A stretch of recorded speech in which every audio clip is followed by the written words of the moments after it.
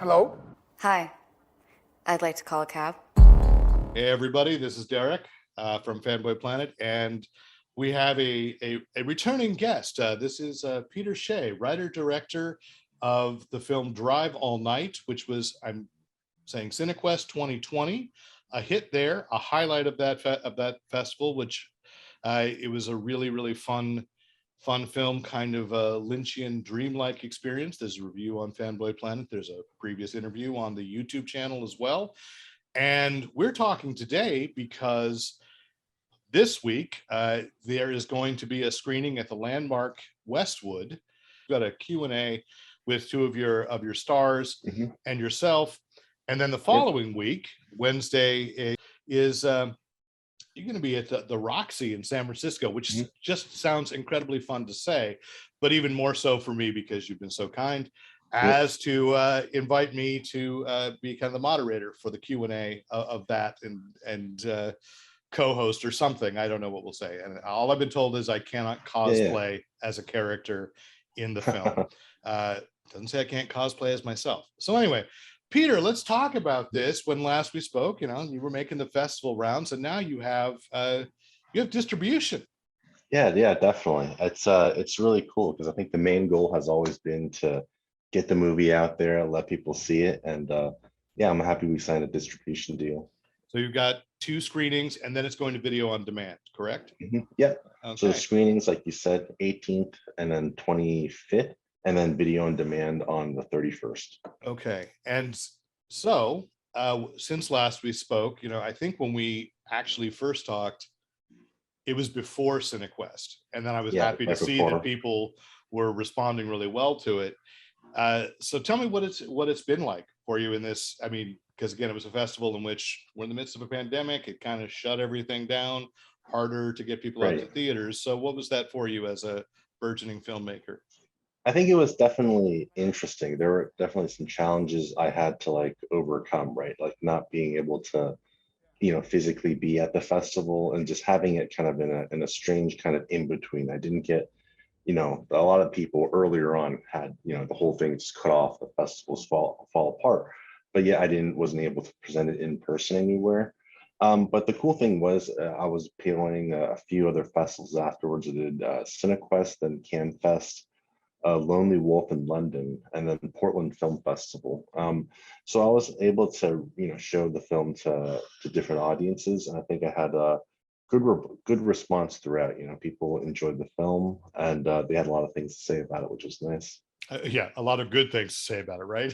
So So, but this would be the first in outside of festival screening. Is that correct? And remind me again, who will be distributing this film?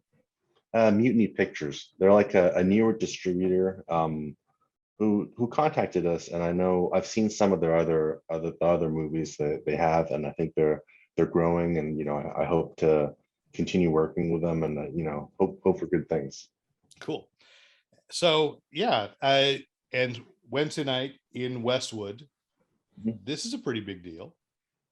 Yeah, definitely. I think one of the things with Drive All Night, it's a very visual audio film, right? And so I think being able to see it in the big screen would be really great. And this is actually the first time it'll ever play on a big screen, as all the festivals I did were online. And so this is the first time I'm seeing it as well. And I think just for any, up and coming filmmaker to play on a screen in LA is, pretty high up on the list. Right? Yeah. So I'm trying to clear my schedule so I can get out. We'll see, but because I will see it the next week in San Francisco, and I'm looking forward to that as well. Just to feel the energy of, I watched this in my office 2 years ago and thought, this is really cool. But it is the kind of movie that you sort of want to just feel the audience gasp or keep up. And it is interesting. So San Francisco was close to. It was actually shot largely in San Jose, right? Right. I think all of it was probably shot in San Jose. Part of it was like Campbell, but that's San Jose.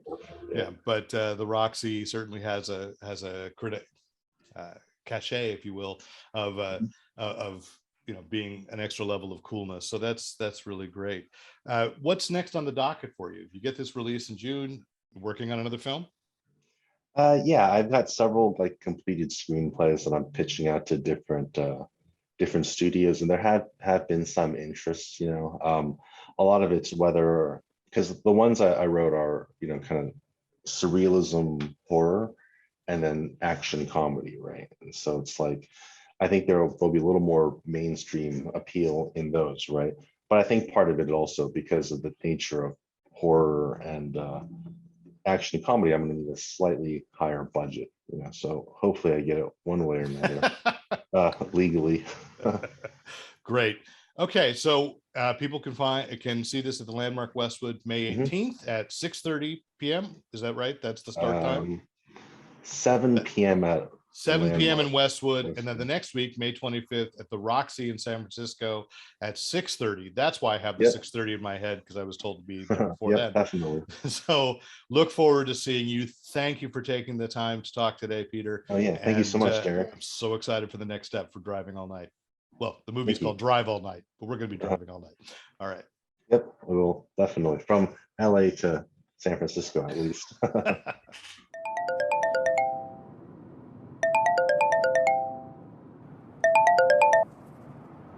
Hello? Hi. I'd like to call a cab. Do you ever think about just leaving it all behind and running off into the sunset? You mean sunrise? Same difference. Yeah. Then what's stopping you?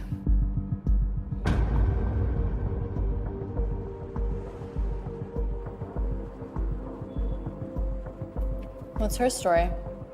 Morgan? You got like history or something? It's complicated. What's complicated? Hello. When are you gonna come visit me? I could use a company.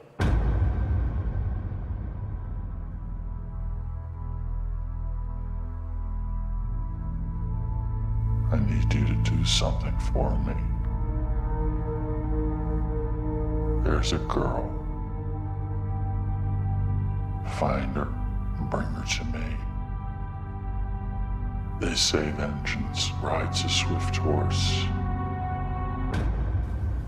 That's why I need you to be faster. Let's go.